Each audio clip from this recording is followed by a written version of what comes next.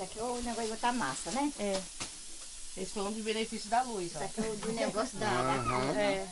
Esse aqui agora eu fiz grana aqui pro carnaval, ó. Ah, é? É. Vendendo pro De pessoal? montar grana. Ganhar dinheiro, caldo de cana. Isso aí, vendendo, ué. viu?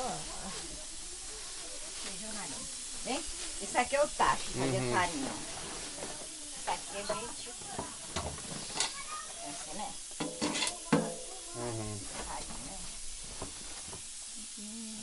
Tem isso aqui também que é da farinha, ó. Que a gente bate a farinha. Ó. Bate assim com a farinha, fica fininho, ó. Ah, é? Numa outra etapa. É, na outra etapa aqui.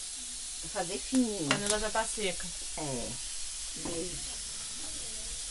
E a gente coloca o fogo aqui atrás. Na boca dele, ali atrás.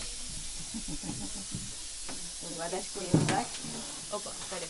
Eu guardo as coisas por aqui, porque dá. E essa ferramenta aqui é o quê?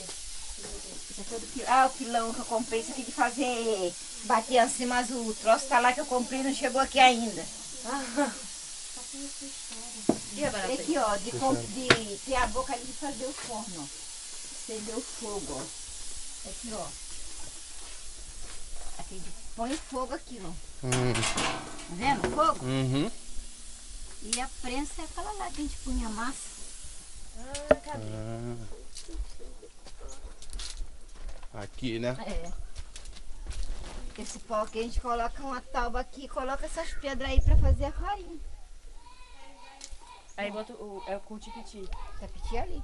Ah. Aí vai puxando, puxando, puxando e vai espremendo. Colocar a pedra e põe os calços Aí nele. cai o líquido aqui e joga fora, o veneno. É verdade. Mas esse dia eu tava na cidade, né?